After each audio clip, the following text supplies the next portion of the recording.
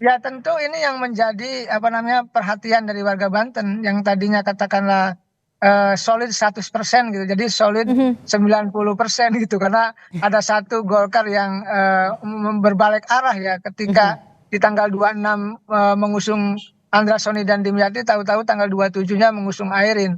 Ya tentu kalau kita bicara Kim secara umum di Banten tadi solid katakanlah 90% karena hanya menyisakan Golkar yang tadi mhm, mencalonkan kadernya Airin untuk menjadi calon gubernur.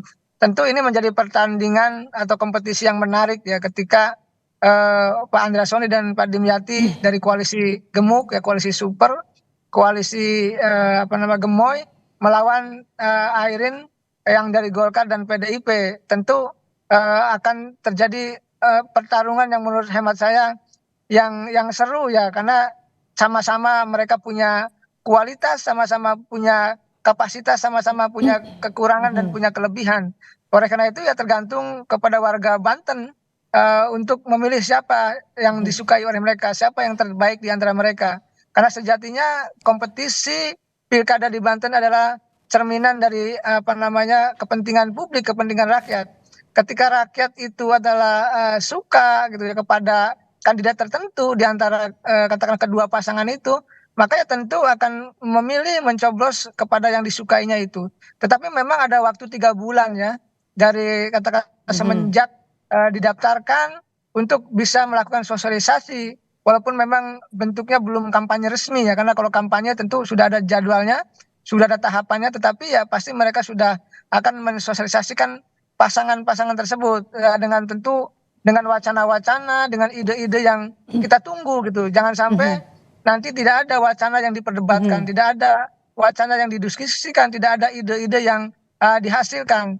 Tentu kita ingin mencari sosok pemimpin Banten yang mhm, bukan mhm, hanya bagus secara kualitas ya, mhm. tetapi juga oke dalam bentuk ya bisa dekat Oke. dengan warga Banten, bisa dekat dengan rakyat Banten. Itu yang diperlukan Kang dari sosok Ujang, tadi kan pemimpin. ini berkali-kali disempat soal isu korupsi, pemberantasan korupsi, kemudian juga pencegahan korupsi yang berkali-kali seperti ditekankan oleh pasangan ini kan, pasangan Andra Soni dan juga Dimyati Natakusuma. Apakah ini kemudian salah satu isu yang bisa ditekankan karena salah satu atau rivalnya mereka adalah masih masuk dalam terahnya Ratu Atut gitu, mantan gubernur Banten yang kalau kita lihat banyak sekali tersandung kasus korupsi. Ini bisa dijadikan isu yang kemudian digunakan nanti untuk kampanye keduanya.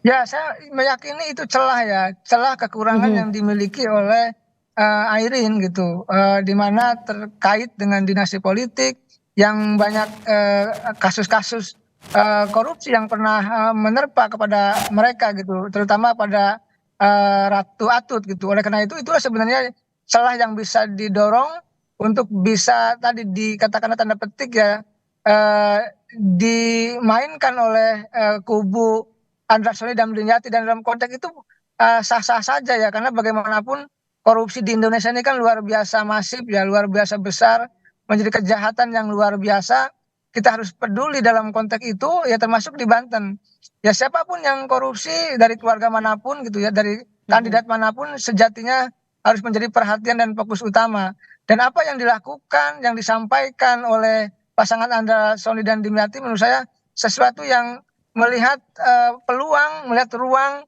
melihat kelemahan dari pasangan Airin dan Ade yang di situ bisa menjadi kalau ini bisa dikapitalisasi ya, kalau ini bisa membesar isu ini tentu akan merugikan pasangan Airin begitu, karena akan dilekatkan dengan persoalan korupsi. Tetapi kalau saya membaca ya, ya ada sisi lain dari Partai Golkar gitu, di mana Ibu Airin menjadi kadernya, di mana Bu Airin diusung gitu. Golkar itu sangat imun terkait dengan persoalan korupsi. Ya kita melihat dulu tahun 2014 gitu Oke, disikat korupsi baik. Al-Quran gitu Kang ya kitab Ujang, suci umat kita tahan dulu Kang Ujang.